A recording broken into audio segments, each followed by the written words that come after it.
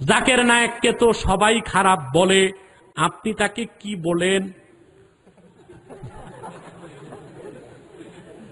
সবাই খারাপ বলে, আমি কি বলি পরে, আপনি কি বলবেন এটা আগে দেখি।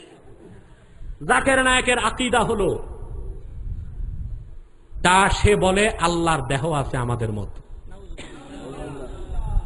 সেই দেহের প্রতি হাতে আল্লাহর 10 আঙ্গুল থাকতে পারে। নাউযুবিল্লাহি মিন যালিক। এ হলো চরম শিরকি একটি কথা। তার আকীদা হলো রাসূল করিম সাল্লাল্লাহু আলাইহি ওয়াসাল্লাম কাল কিয়ামতে সুপারিশ করতে পারবেন না। এটা একটা কুফরি আকীদা। আহলুস সুন্নাহ ওয়াল জামাতের আকীদা মুহাম্মদ সাল্লাল্লাহু আলাইহি ওয়াসাল্লাম হায়াতুন নবী। এই কথা যে বিশ্বাস করবে না তাকে আমরা মুসলমান বলি না। আহলুস সুন্নাহ ওয়াল জামাতের আকীদা মুহাম্মদ সাল্লাল্লাহু আলাইহি ওয়াসাল্লাম হায়াতুন নবী। জাকের নায়েক বলে আসিয়া মরিয়ম তারাও হয়তোবা নবী ছিল। নাউযুবিল্লাহ বলেন। শুধু তাই না, সে বলে গৌতম বুদ্ধ এবং মুনি ঋষি তারাও হয়তোবা তাদের যুগের নবী ছিল। নাউযুবিল্লাহ বলেন। উইলিয়াম ক্যাম্বেলের সাথে জাকের নায়েকের একটা বিতর্ক চলছিল। বিতর্কের এক পর্যায়ে খ্রিস্টান পাদ্রী উইলিয়াম ক্যাম্বেল জাকের নায়েককে বলল, মিস্টার জাকের, কোরআন শরীফের অমুক জায়গায় গ্রামাটিক্যাল ইরর, ব্যাকরণগত ভুল আছে।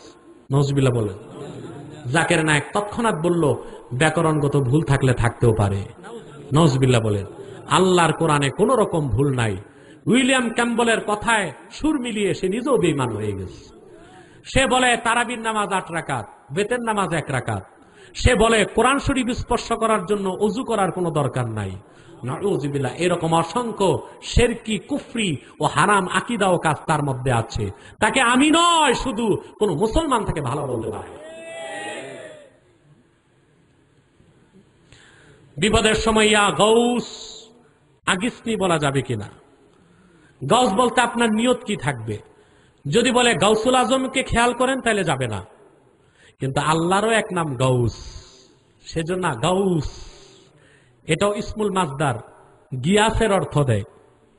আপনি যদি বলেন ইয়া গৌস আগিসনি, যদি আল্লাহকে নিয়ত করে বলেন হে সাহায্যকারী সাহায্য করো, তা তো ঠিক আছে।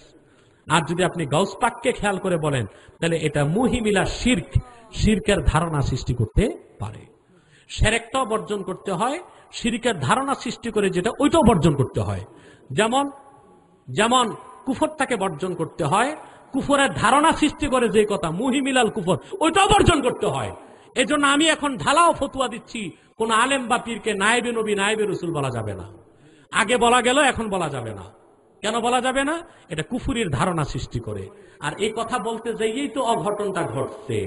অতএব অন্তত এই শব্দ তাদের সবার আগে পরিহার করা উচিত। ঠিক না বলেন? বলবেন কেন? আপনি বড় কোনো ডিকশনারি যদি নাও থাকে আপনার কাছে, মুজামুল ওয়াফি একটা ডিকশনারি আছে আরবি, শুনছেন? ঢাকা বিশ্ববিদ্যালয়ের এক প্রফেসর এটাকে করেছে। মুজামুল ওয়াফিতে নায়েবের অর্থ আসছে কি জানেন? প্রতিনিধি, ভাইস, ডেপুটি, সহকারী। এখন নায়েব নবীর অর্থ যদি নেওয়া হয় নবীর প্রতিনিধি, তেমন সমস্যা নাই।